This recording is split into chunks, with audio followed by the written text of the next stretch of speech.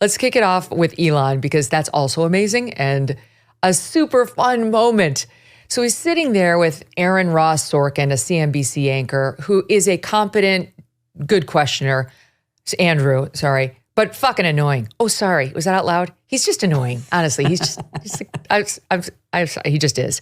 In any event, he's asking Elon questions about this Twitter boycott by these advertisers like Disney, who submitted to pressure from Media Matters, this complete joke of an organization that exists only to ruin conservatives or people who are right of center.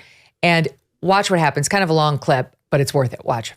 And you're clarifying this now, but there's a public perception that was part of a apology tour, if you will. That this had been said online. There was all of the criticism. There was advertisers leaving. We talked to Bob Iger today. I hope they stop. You hope? Don't advertise. You don't want them to advertise? No. What do you mean? If somebody's going to try to blackmail me with advertising, blackmail me with money, go fuck yourself. But go fuck yourself. Is that clear? I hope it is. Hey, Bob, if you're in the audience. What this advertising boycott is going to do, it's going to kill the company. And do you think that and the whole world will know that those advertisers killed the company, and we will document it in great detail. But those advertisers, I imagine, are going to say, we didn't kill the company. Oh, yeah? They're going to say... Tell it to Earth. Right. And we'll see what the outcome is. What are the economics of that for you? I mean, you have enormous resources, so you can actually keep this company going for a very long time. Would you keep it going for a long time if there was no advertising? I mean, if the company fails because of an advertiser boycott, it will fail because of an advertiser boycott. And that will be what bankrupted the company, and that's what everybody on Earth will know. But what do you think then of the... this goes back to the idea of trust, though. Then it'll be gone. And it'll be gone because of an advertiser boycott. But you recognize that some of those people are going to say that they didn't feel comfortable on the platform. And I just wonder and ask you and think about that for a second. Tell it to the judge. But the judge is going to be... the judge is the public. And you think that the public is going to say that Disney is making a mistake? Yes. And they're going to boycott Disney? They already are. I'm saying what I care about is the reality of goodness, not the perception of it. And what I see all over the place is people who care about looking good while doing evil. Fuck them. Okay? So good, Jeremy. So good, right? Epic. Truly epic. I mean, you're dealing with a guy, it's easy to say, Elon Musk, he's worth $200 billion or whatever, and he can afford to do this, it won't hurt him. That comes from not really understanding how money works. If X fails, it'll be a huge blow to Elon Musk. It'll probably, it could cost him control of his other companies, just as one way of thinking about it. Those companies have boards. He'll have to liquidate stock in order to pay back the debt that he incurred in order to buy X in the first place. The stakes are incredibly high for a guy like Elon. It's not like the money that he has is liquid capital sitting in a giant money bin. No one can afford to just lose $40 billion and have that be meaningless to them. It's not that it's meaningless to him. It's that it is of less meaning to him than the thing that caused him to buy X in the first place, which is a commitment to open discourse. So I think he's an actual hero. He's one of the great men of our time. I think that he is the greatest living American, as I've said many times, to the chagrin of all the people who try to point out to me that he isn't American. But he is. He is both literally because he's a citizen of this country, and he is because there's no other country in the world in which he could have done what he's done and built what he's built. It's so gratifying just to hear somebody say exactly what you feel and what I feel. In our own ways, we've both been saying exactly what he's saying right there.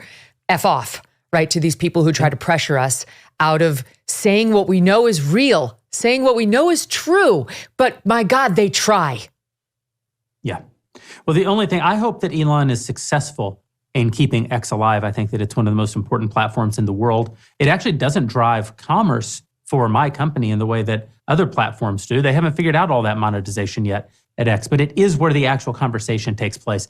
And to have the only platform that really drives conversation in the country also be the only platform that will allow us to have a voice is obviously incredibly important. But I hope he fails in destroying Media Matters because if he manages to take out Media Matters, my expenses on publicists will go through the roof. I mean, right now, leftist donors like George Soros literally pay people full-time salaries at Media Matters to listen to all my shows, break out the greatest hits, complain about them, and put them out on social media. I mean, you can't buy that kind of publicity.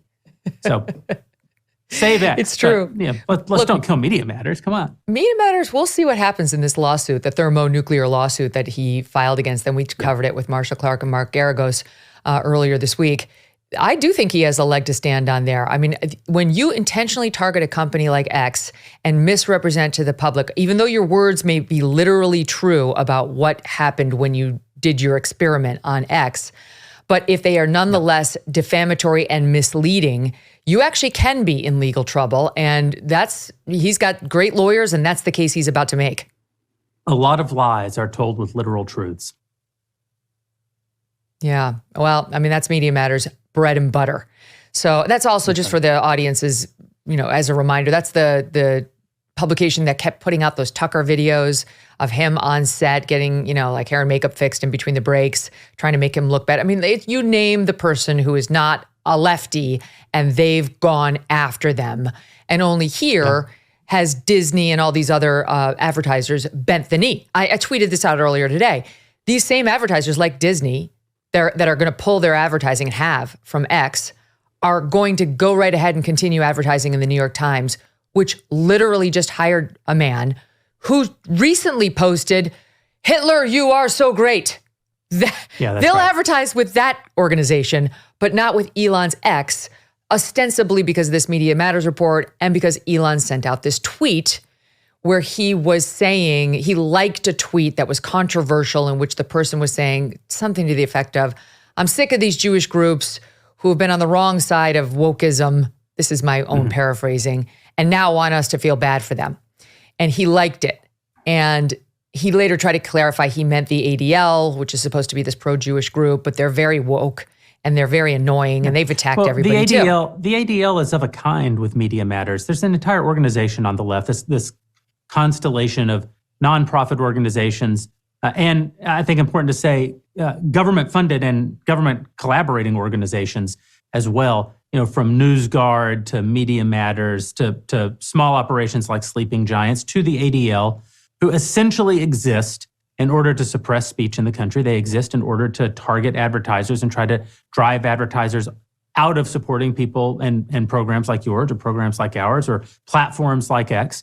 And so, it isn't surprising that someone like Elon, who's taking actual financial injury because of those organizations, might like a tweet that he perceives to be critical of them. Even our own Ben Shapiro has made a great defense of Elon over that tweet. He did. It is a kind of anti-Semitism in and of itself to say that criticism of a group like the ADL is anti-Semitic. It's just a different use of the same kind of stereotyping on the other side. So, I think that Elon, as I say, I think he's a hero. I don't know him personally. I've never met the guy. Don't make any money off of him. Couldn't look up to him more. Debt. Oh, it's stressful. You can go to bed thinking about it. You can wake up thinking about it. It can haunt your days. I've been there. I have, trust me. Before I became a TV person, I was a law school student that had $100,000 in debt and no way to pay it, and I was stressed. High interest credit cards had those too. And loans make it nearly impossible to pay off your debt. And insane inflation keeps you stuck paycheck to paycheck. The system traps you.